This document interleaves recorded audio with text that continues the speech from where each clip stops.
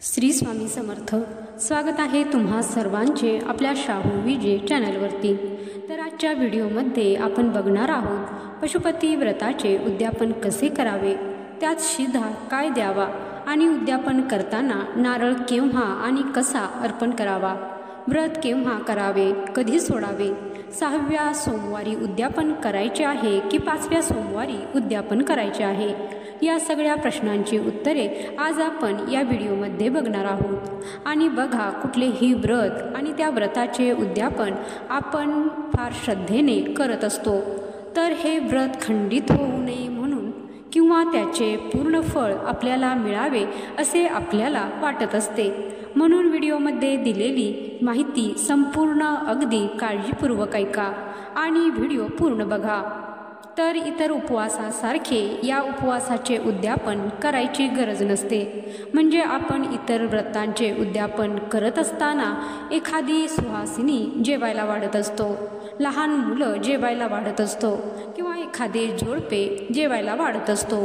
त्याचबरोबर त्यांचा साडी चोळी, टॉवेल टोपी किंवा नारळ देऊन आपण मानसन्मानही करत असतो. मात्र पशुपतीनाथ व्रताचे उद्यापन करत असताना यापैकी कोणतीच गोष्ट आपल्याला करायची नाही. त्या दिवशी तुम्हाला एक नारळ आणि कोणतीही एक वस्तू, मग ते बेलपत्र असो, गहू असो, तांदूळ असो किंवा पांढरे फूल असो, तर 108 यापैकी एक वस्तू शिवलिंगावर अर्पण करायची असते. जर तुम्ही बेलपत्र घेतले असतील तर ते अखंड 3 पानांचे, कुठेही किडलेले तुटलेले नसावे. त्याचबरोबर तुम्ही जर तांदूळ किंवा गहू किंवा फूल वाहणार असाल तर फुलंसुद्धा ताजी हवीत आणि तांदूळ हे अखंड, न किडलेले, तुटलेले, फुटलेले नसावेत. चांगल्या प्रतीच्या या गोष्टी असाव्यात. आता जे नारळ तुम्ही घेतले आहे त्याला लाल रंगाचे कच्चे सूत किंवा पंचरंगी धागा, ज्याला आपण कलावा म्हणतो, तो गुंडाळून घ्यायचा आहे. ते सूत एकदा, 5दा किंवा 7 वेळा गुंडाळून तुम्ही 7 वेळा गुंडाळू शकता आणि त्यावर तुमच्या यथाशक्ती 5 रुपये, 11 रुपये, 21 रुपये किंवा 51 रुपये अशी दक्षिणा ठेवावी आणि ते शिवलिंगाला स्पर्श करून बाजूला ठेवायचे आहे. नारळ शिवलिंगावर ठेवू नका, कारण असे केल्याने शिवलिंगावर भार पडतो आणि त्याचा दोष तुम्हाला लागतो. फक्त नारळ तुम्ही शिवलिंगाला लावायचा आहे आणि तो बाजूला खाली ठेवायचा आहे. 108 वस्तूंमध्ये खाण्याची वस्तू तुम्ही नेली असेल तर ती शिवलिंगाला स्पर्श करून खाली ठेवा. मूग, तांदूळ, गहू असतील तर ते शिवलिंगावरही ठेवू शकता किंवा बाजूलाही ठेवू शकता. आणि बेलपत्र किंवा फुले नेले असतील तर ती मात्र शिवलिंगावरच अर्पण करावे.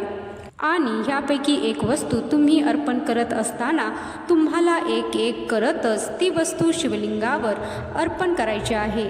आणि त्याचबरोबर श्री शिवाय नमस्तुभ्यम किंवा ओम नमः शिवाय या मंत्राचा जप करत करत एक करून ही वस्तू तुम्हाला शिवलिंगावर अर्पण करायची आहे.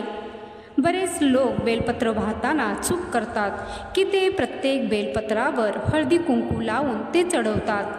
मात्र तसे न करता अष्टगंध किंवा चंदनाचा टीका तुम्ही लावू शकता. 108 बेलपत्र वाहत असताना शेवटच्या बेलपत्रावर तांदूळ तसेच तुमच्या जवळ पूजेत असलेले अबीर, गुलाल लावून चढवायचे आहे. तुमच्या यथाशक्तीनुसार तुम्ही नुसते 108 फुलं चढवली तरी चालते. भोलेनाथ आपली भक्ती बघत असतात. मात्र थोड्या नियमाने केले तर आपले उद्यापन अगदी सफल आणि संपूर्ण होत असते. त्याचबरोबर हे उद्यापन तुम्ही 5व्या सोमवारी करायचे आहे. 5व्या सोमवारी जर एकादशी किंवा संकष्टी आली असेल तर त्या दिवशी एकादशीचा उपवास पकडायचा किंवा संकष्टीचा उपवास धरायचा आणि 6व्या सोमवारी तुम्ही उद्यापन करायचे आहे. 5व्या सोमवारी कोणतीही अडचण आली आणि तुम्ही उद्यापन करू शकत नसाल तर तुम्ही जास्तीचा एक सोमवार पकडून 6व्या सोमवारी उद्यापन करू शकता.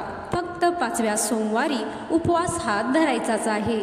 आणि 6व्या सोमवारी उपवास करून उद्यापन केले तरी सुद्धा चालेल। आता पाहूयात उद्यापनामध्ये शिधा काय द्यावा। जर तुम्ही कोणाला शिधा देत असाल तर ते एवढ्या प्रमाणात द्यावे की ज्यामुळे त्यांचे एक वेळचे जेवण होईल। शिधा म्हणजे जेवणाचं कच्चं सामान। त्यात तुम्ही पीठ, मीठ, मिरची पूड, हळद पूड, तांदूळ, मूग, हरभरा डाळ, तूर डाळ, गोडाचा पदार्थ म्हणून गूळ अथवा साखर सुद्धा देऊ शकता। काळे मिरे सुद्धा तुम्ही देऊ शकता। त्यामुळे तुमच्यावर असलेला शनी दोष नाहीसा होतो। बाकी तुमची यथाशक्ती कोणतीही वस्तू तुम्ही देऊ शकता। त्याचबरोबर काहीतरी कमी पडू नये किंवा काही कमी पडू शकते असे तुम्हाला वाटत असेल तर त्या शिध्यामध्ये 11, 21, 51 असे तुमच्या यथाशक्तीने दक्षिणाही ठेवावी। जर मंदिरात पुजारी नसतील तर हे शिधा कोणाला द्यावी असाही प्रश्न आपल्या मनात येतो। तर तुम्हाला तेथील पुजाऱ्यांचे घर माहीत असेल तर तुम्ही त्यांच्या घरी जाऊन त्यांच्या पाया पडून त्यांना हे देऊ शकता। नाहीतर तो शिधा मंदिरातच ठेवावा। मंदिरात पूजेसाठी जे पुजारी येतील ते स्वतः ते सामान घेऊन जातील। नारळ अर्पण करतेवेळी त्यावर दक्षिणा अवश्य ठेवा। मोकळा नारळ ठेवू नये। त्याचबरोबर नारळ तेथे आपल्याला वाढवायचा किंवा फोडायचा देखील नाही। अखंड नारळ तिथे आपण अर्पण करायचा आहे।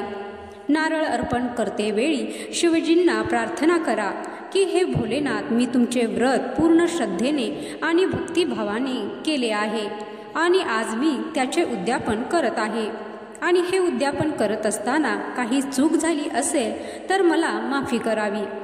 माझ्या मनातील इच्छा पूर्ण करण्याची कृपा असावी। अशा पद्धतीने भोलेनाथांची क्षमा मागून आपली इच्छा पूर्ण व्हावी यासाठी तुम्ही प्रार्थना करायची आहे। आणि त्यानंतर पूजेची थाळी घेऊन तुम्हाला घरी यायचं आहे। नेहमीप्रमाणे तुम्हाला प्रसादाचे 2 भाग तिथेच ठेवायचे आहेत आणि घरी येऊन 1 भाग स्वतः खायचा आहे आणि आपला उपवास जो आहे तो सोडवायचा आहे। तसेच कणकेचे 5 दिवे तुम्ही मंदिरात लावायचे आणि 1 दिवा जो आहे तो घरामध्ये प्रवेश करण्यापूर्वी चौकटीच्या उजव्या बाजूला लावायचा आहे आणि मगच घरामध्ये प्रवेश करायचा आहे। तर अशा प्रकारे हे उद्यापन पूर्ण होऊन जाते।